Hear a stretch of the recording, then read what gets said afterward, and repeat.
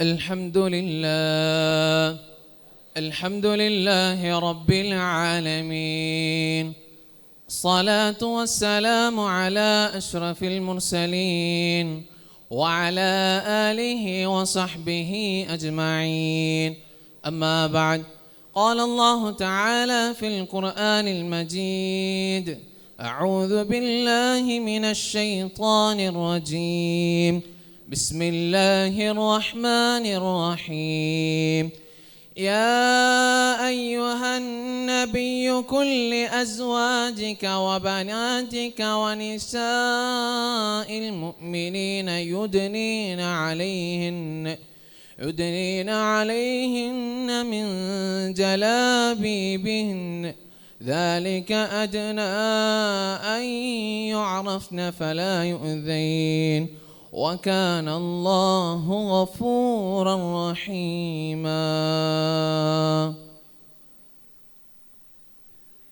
വേദിയിലിരിക്കുന്ന വിശിഷ്യ ഉസ്താദുമാർ അവറുകൾ, അതേപോലെ തന്നെ എൻ്റെ മുതഅല്ലിം സുഹൃത്തുക്കളെ, അസ്സലാമു അലൈക്കും വറഹ്മത്തുള്ളാഹി വബറകാതുഹു. ആധുനിക കാലഘട്ടത്തിൽ ഇസ്ലാമിനെതിരെ വർദ്ധിച്ചു വരുന്നതായ ഒരു ചർച്ചാ വിഷയമാണ് സ്ത്രീ സ്വാതന്ത്ര്യം ഇസ്ലാമിൽ എന്നത്.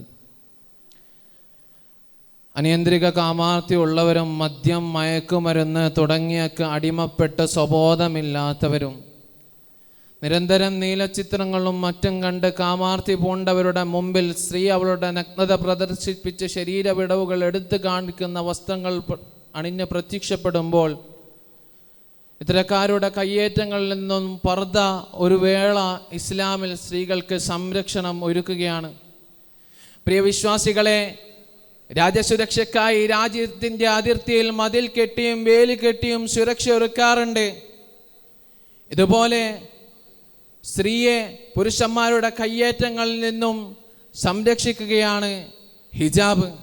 അതുകൊണ്ട് തന്നെ അല്ലാഹു സുബ്ഹാനഹു വ തആല സൂറത്തുൽ അഹ്സാബിന്റെ 59-ാം സൂക്തത്തിലൂടെ പറയുകയാണ്: യാ അയ്യുഹൻ നബിയ്യു ഖുൽ ലിഅസ്വാജിക വബനാതിക വനിസാഇൽ മുഅ്മിനീന യുദ്നീന അലൈഹിന്ന മിൻ ജലാബീബിഹിന്ന ذلك أدنى أن يعرفن فلا يؤذين وكان الله غفورا رحيما. നബിയെ, അങ്ങയുടെ ഭാര്യമാരോടും സത്യവിശ്വാസികളുടെ സ്ത്രീകളോടും പെൺമക്കളോടും അവിടുന്ന് പറയുവിൻ, അവരുടെ വസ്ത്രം മുഖത്തേക്ക് താഴ്ത്തിയിടുവാൻ, ഇത് അവരെ അറിഞ്ഞുകൊണ്ട് പീഡിപ്പിക്കാതിരിക്കുവാനാണ്. രണ്ടാമതായി പറയുകയാണ്: വഖർന ഫീ ബുയൂതികുന്ന വലാ തബറജന തബറുജൽ ജാഹിലിയ്യ. സ്ത്രീ, നിങ്ങൾ വീട് കേന്ദ്രീകരിച്ച് പ്രവർത്തിക്കുക.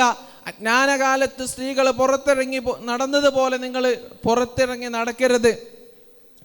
ഇസ്ലാം സ്ത്രീകൾക്ക് ഒരുക്കുന്ന ഒരു സംരക്ഷണ മറയാണ് ഇത്.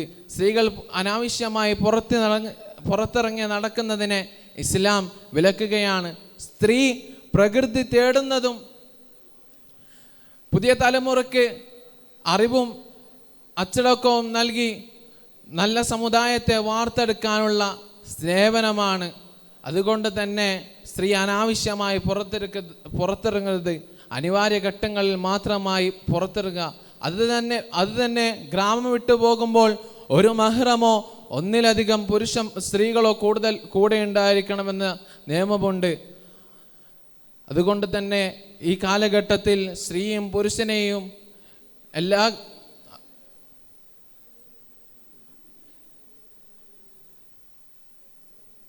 സ്ത്രീക്ക് സ്വാതന്ത്ര്യം നൽകാതെ പീഡിപ്പിക്കുകയാണെന്നും തുല്യത നൽകാതെ പിടിച്ചു വെക്കുകയാണെന്നും പറയപ്പെടുന്ന കാലഘട്ടത്തിൽ സ്ത്രീക്ക് ഇസ്ലാം സുരക്ഷിതത്വം മാത്രമാണ് ഒരുക്കുന്നത്.